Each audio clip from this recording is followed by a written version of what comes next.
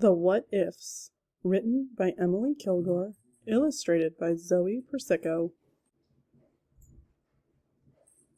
Cora was a nervous girl, always jumpy, always on edge, always wondering if something grim was going to happen. Because of this, the What-Ifs loved her.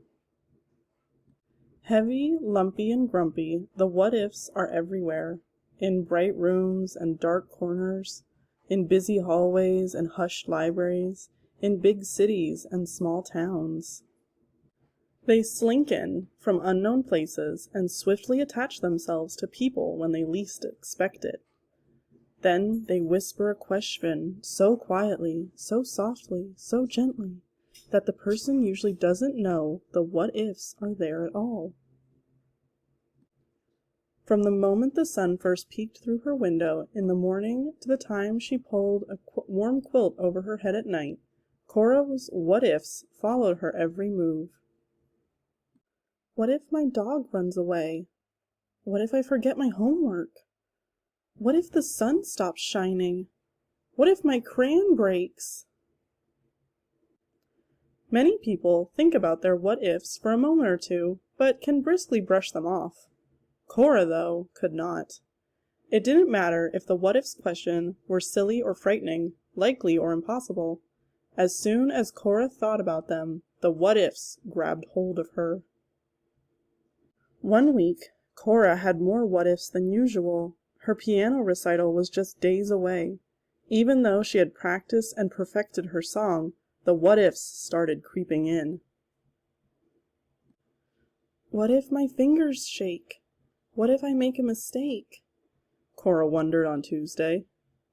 What if nobody comes? She thought on Wednesday. What if too many people come? She worried on Thursday. The day of her recital, the weight of the what-ifs felt unbearable. Cora stood backstage, anxiously awaiting her turn to perform. The longer she waited, the more what-ifs appeared, each one grabbing hold and weighing her down, more than the last. What if I trip on stage? What if the bench is too tall? What if the pedals are squeaky? What if I start coughing? What if I play the wrong note? What if nobody claps? Cora, a small voice whispered, are you all right? Oh, great, Cora thought. What if Stella thinks I'm a crybaby? What if she doesn't understand? It's nothing, was all Cora could muster before a tiny sob escaped her thinly pressed lips. It doesn't sound like nothing, Stella said. Cora took a deep breath, and in a hushed voice, I have too many what-ifs. They make me imagine bad things that could happen. Like, what if I mess up? Or what if I sneeze during my song? Everybody gets what-ifs, Cora. Just a minute ago I asked myself, what if Cora's sad, and can I help? Listening to Stella, Cora started to wonder, what if she can't help me? What if I can trust her? I wish mine were like that. My what-ifs are grim. Cora looked down. Do you ever have good what-ifs? Stella asked. I didn't know there were good ones, Cora whispered.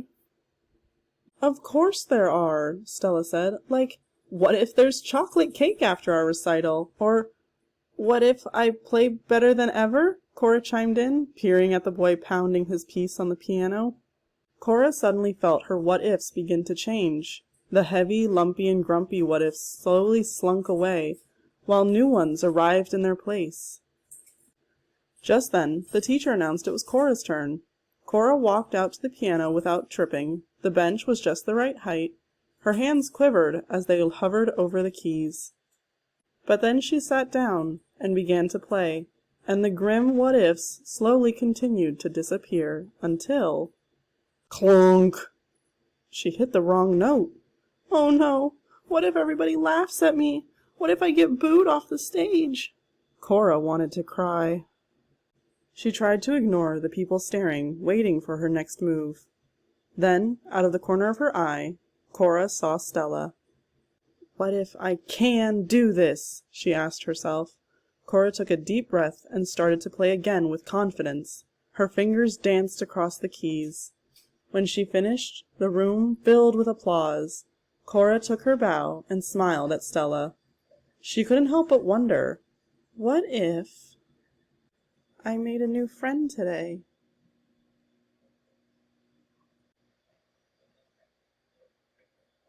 Author's note. When I was a young child, I was constantly weighed down by anxiety. I feared being away from my family. What if my parents leave me behind? What if they do something special without me? And at night, I could not sleep unless the door to my bedroom remained wide open. What if a monster comes in my room while I'm sleeping? The muffled voices of my parents talking downstairs was a comfort, and the light from the hallway blanketed my bed. A closed door or a dark hall made me feel alone, trapped, and scared. As I grew older, my fear and apprehension shifted. I still battle anxiety. To this day, I dread flying in airplanes. But what was once frightening is now just uncomfortable. What I understand as an adult is that my anxieties don't make me any lesser of a person. Even as a young child, I acknowledged that some of my worries were irrational, but I felt powerless to overcome them. I began avoiding sleepovers or spending extended time with my friends. I was too bogged down and concerned that nobody would understand. Yet, countless people, young, old, and everyone in between, worry. According to the Anxiety and Depression Association of America, 1 in 8 children is affected by anxiety disorders. As someone who has experienced anxiety and witnessed it, and developed some of my students, I knew the what-ifs was a story waiting to be told. In many ways, I am Cora.